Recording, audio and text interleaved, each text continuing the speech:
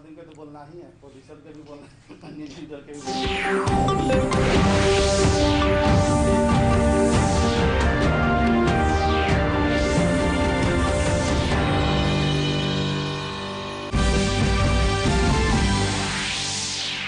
मुख्यमंत्री नीतीश कुमार ने कहा इस साल के अंत तक सबको राज्य में मिलेगा पीने का शुद्ध पानी। सुप्रीम कोर्ट का फैसला, कोविड-19 के कारण बिहार विधानसभा चुनाव नहीं टाला जा सकता।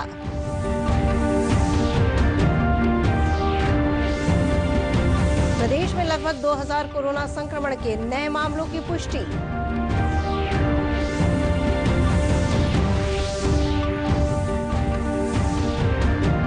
और पटना में मास्क नहीं पहनने वालों के खिलाफ चलाया जाएगा विशेष अभियान।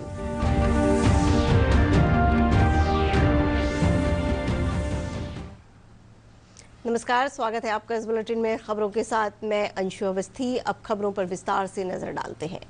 मुख्यमंत्री नीतीश कुमार ने कहा है कि इस साल के अंत तक राज्य के सभी वार्डों को शुद्ध पेयजल मुहैया कराया जाएगा।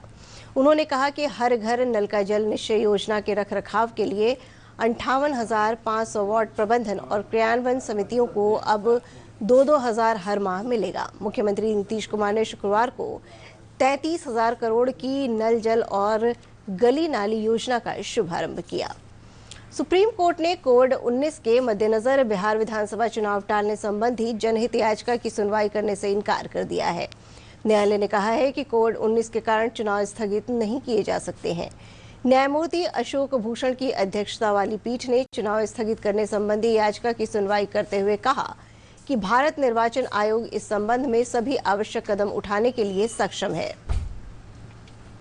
औरंगाबाद जिले में विधानसभा चुनाव की तैयारियों के सिलसिले में सेक्टर पदाधिकारियों का 2 दिवसीय प्रशिक्षण शिविर शुरू हुआ। इसमें 211 सेक्टर पदाधिकारी भाग ले रहे हैं।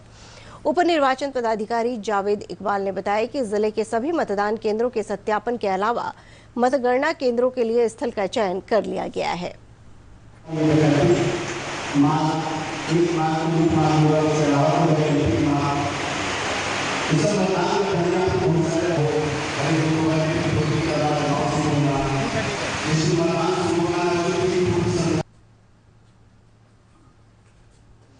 प्रदेश में कोरोना संक्रमण से ठीक होने वालों की दर बढ़कर 85.13 हो गई है। ये राष्ट्रीय औसत से 9% अधिक है। स्वास्थ्य विभाग के सचिव लोकेश कुमार ने बताया कि जल्द ही बेतिया के राजकीय मेडिकल कॉलेज में RT-PCR जांच शुरू कर दी जाएगी। इसके अलावा पावापुरी मेडिकल कॉलेज और NMCH में भी जांच केंद्र जल्द ही तैयार हो जाएगा। इधर आज प्रदेश में कोरोना संक्रमण के 1998 नए मामलों की पुष्टि की गई है, जिनमें सर्वाधिक 296 मामले पटना जिले के हैं। केंद्रीय मंत्री गिरिराज सिंह ने बेगूसराय सदर अस्पताल का निरीक्षण किया और कोरोना संक्रमित मरीजों के इलाज के लिए की गई व्यवस्था के बारे में जानकारी हासिल की। श्री सिंह ने बताया कि इस सदर अस्पताल को कोरोना डेडिकेटेड अस्पताल के रूप में विकसित किया गया है। यहां 8 वेंटिलेटर्स उपलब्ध कराए गए हैं, जिससे मरीजों को ICU की सुविधा मिलेगी।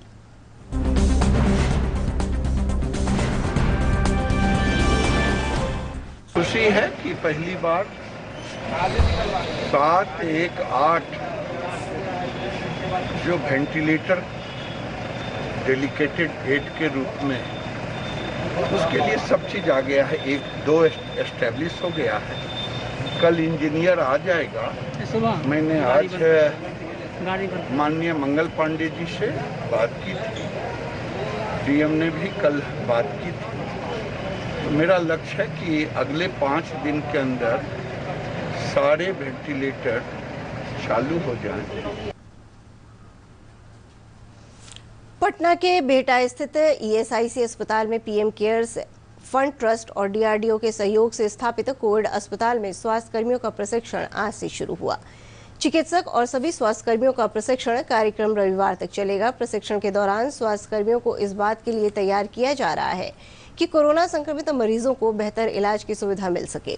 अस्पताल की नोडल पदाधिकारी डॉक्टर वीणा कुमारी ने बताया कि इसके अलावा एम्स पटना की ओर से प्रदेश के 9 मेडिकल कॉलेज के चिकित्सा और स्वास्थ्य कर्मियों को कोरोना के बेहतर इलाज के लिए ऑनलाइन प्रशिक्षण दिया जा रहा है। लोगों ने ट्रेनिंग में उन लोगों को सबसे पहले हम लोगों ने सिखाया कि खुद को कैसे सुरक्षित रखना है मरीज का ध्यान रखते हुए। पीपीई किट जो होता है उसको पहनना और उसको उतारना दोनों ही कितने सुरक्षित तरीके से करें ताकि खुद को संक्रमित ना करें। फिर हमने उन्हें बताया कि जैसे अस्पताल का जो कचरा होता है पूरा, उसको अलग अलग लाल, पीले, काले डब्बे में कैसे डालना है अलग करके। इसको हम बायोमेडिकल वेस्ट मैनेजमेंट बोलते हैं। प्रदेश में कोरोना संक्रमण के बढ़ते मामलों को देखते हुए पटना में जिला प्रशासन की ओर से मास्क जांच अभियान चलाया जा रहा है।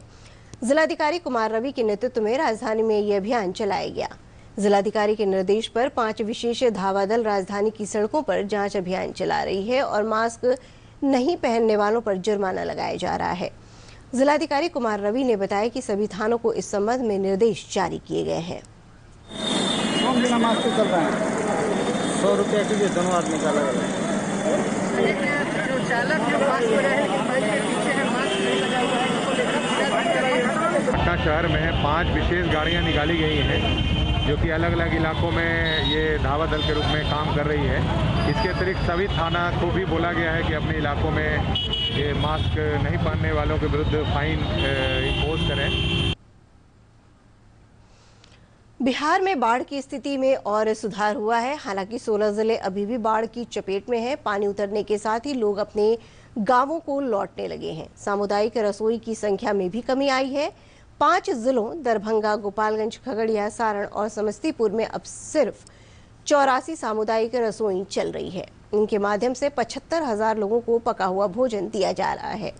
प्रभावित आबादी को सूखे राशन के साथ साथ मवेशियों के लिए चारा भी उपलब्ध कराया जा रहा है।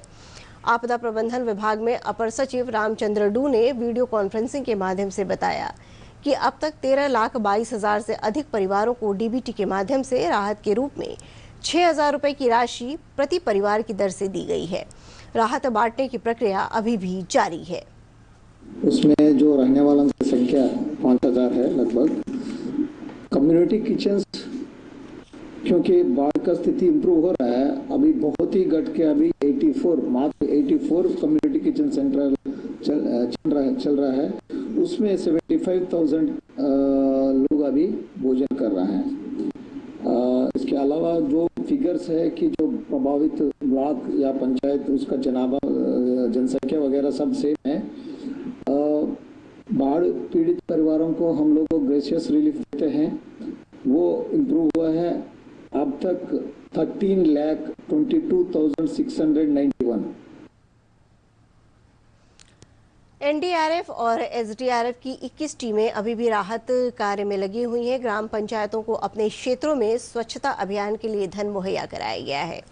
जल संसाधन विभाग के प्रभारी अभियंता ने बताया कि गंगा नदी, गांधी घाट, हाथीदह और कहलगांव में खतरे के निशान से ऊपर है, जबकि अधिकतर स्थानों पर इसके जल स्तर में कमी आ रही है।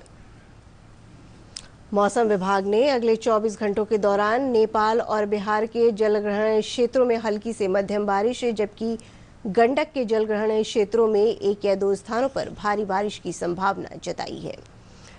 कोरोना संकट के दौरान लॉकडाउन के कारण बंदी के कगार पर पहुंचे वैशाली के खिलौना निर्माण से जुड़े लोगों में पीएम मोदी की घोषणा से उम्मीद की एक नई किरण नजर आई है और वे एक बार फिर दोगुने उत्साह से खिलौना निर्माण कार्य में जुट गए हैं। इससे दूसरे प्रदेशों से लौटे श्रमिकों को भी रोजगार मिल रहा है। वैशाली से रतन कुमार की खास रिपोर्ट। कोरोना संकट के दौरान हुए लॉकडाउन ने वैशाली के युवा उद्यमी संतोष की कमर तोड़कर रख दी। खिलौनों का निर्माण करने वाले संतोष और उनके कारीगर लॉकडाउन के दौरान खिलौनों की मांग के गिरने से हताश हो गए थे। बीते 4 से 5 महीनों में इन्हें काफी नुकसान उठाना पड़ा है। ऐसे में पीएम मोदी की लोकल को वोकल बनाने और भारतीय खिलौनों को प्रमोट करने की घोषणा ने उम्मीद की एक नई किरण जगा दी है। अभी पूरे बिहार में अभी जाता था पहले, वो भी अभी जा नहीं रहा है लॉकडाउन के वजह से। हम लोग यहाँ पर छोटा सा कारोबार करीबन 2-2.25 लाख के करीब में हम लोग लागत से बनाए हुए हैं। क्या करते हैं, क्या है ये अपना छोटा उद्योग है जो कि ये बॉल फैक्ट्री है, फुटबॉल बच्चा का खेलने वाला है। अभी जो है लॉकडाउन में सबका स्थिति पूरे से खराब है। अभी तो कारीगर को पैसा देने के लिए भी मजदूरी नहीं पूर रहा है लॉकडाउन में। तो यही मेरा गुजारिश है प्रधानमंत्री से कि इस पर कुछ हम लोन लेना चाहते हैं, वो मेरा लोन पास हो जाए। संतोष की खिलौना फैक्ट्री में काम करने वाले मजदूर भी स्थिति को देखते हुए कम मजदूरी पर काम करने को तैयार हैं ताकि फैक्ट्री बंद न हो जाए। प्रवासी मजदूरों को भी इस फैक्ट्री ने काफी सहारा दिया है। नहीं है, बहुत दिन से बंद रहा था तो वो काम करने के लिए बोले थे कारखाना खोलिए, हम लोग लड़का से नहीं खाए पिए वाला सब है, भूख मर रहा है, तभी बोले है तो कारखाना खोले तो काम रहा है। तो हम कहे कि खोलिए आप कारखाना, से बच्चा लोग भूख मर रहा है, कुछ खाने का हो जाएगा, काम धंधा करेंगे तो हम तो जितना काम करते हैं उतना पैसा मिलता है। इन लोगों को प्रधानमंत्री नरेंद्र मोदी के आह्वान से बल मिला है, जिसमें उन्होंने खिलौना उद्योग को बढ़ावा देने की बात कही थी। इससे वैशाली के उद्यमियों में एक उम्मीद की किरण जागी है और उम्मीद की जा सकती है कि बच्चों के चेहरों पर मुस्कान लाने वाले इन खिलौना निर्माताओं के चेहरों पर भी मुस्कान एक बार फिर से वापस लौटेगी। वैशाली से रतन कुमार की रिपोर्ट, दूरदर्शन समाचार, पटना। और अब 3 मिनट में 10 खबरें देखते हैं।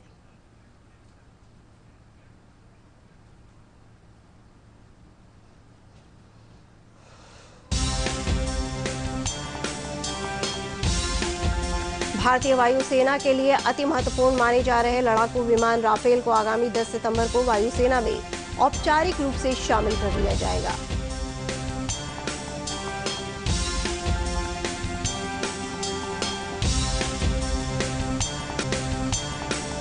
केंद्रीय वित्त मंत्री निर्मला सीतारमण ने कहा है कि इस वर्ष की 2,35,000 करोड़ रुपए की जीएसटी क्षतिपूर्ति राशि का वहन राज्यों को आरबीआई की सलाह से किया जा सकता है।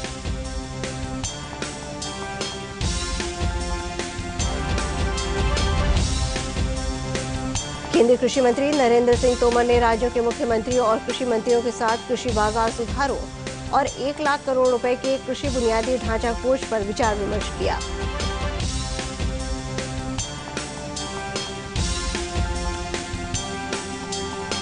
झारखंड उच्च न्यायालय ने चारा घोटाले के एक मामले में राष्ट्रीय जनता दल अध्यक्ष लालू प्रसाद की जमानत याचिका पर सुनवाई के लिए अब 11 सितंबर की तारीख निर्धारित की है।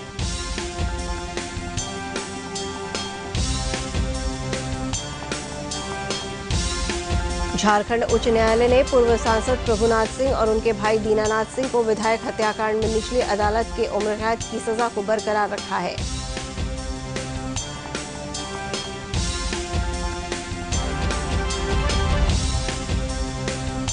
मुहर्रम पर जुलूस की इजाजत देने से सुप्रीम कोर्ट का इनकार, कहा सामान्य आदेश से देश में अराजकता पैदा हो सकती है।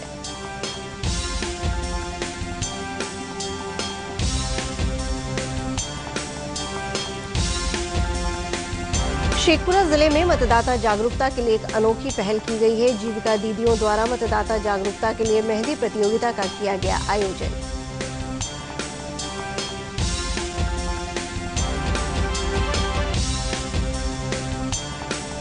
पटना के मनेर में अतिक्रमण हटाओ अभियान चलाया जा रहा है। प्रमंडलीय आयुक्त संजय कुमार अग्रवाल और जिलाधिकारी कुमार रवि के निर्देश पर जिले में चलाया जा रहा है अभियान।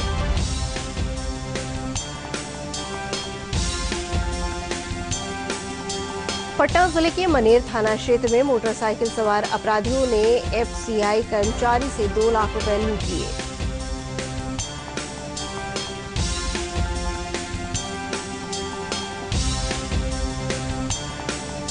पूर्णिया जिले के जलालचक थाना क्षेत्र की चक पंचायत के आदिवासी टोला में कोसी नदी में डूबने से 3 बच्चों की मौत हो गई। तीनों बच्चों का शव बरामद कर लिया गया है।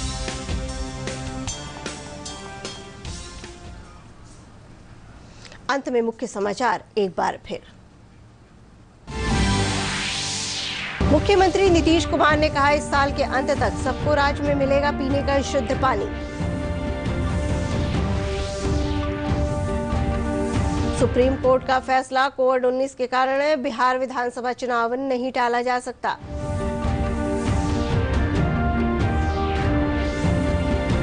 प्रदेश में लगभग 2000 कोरोना संक्रमण के नए मामलों की पुष्टि।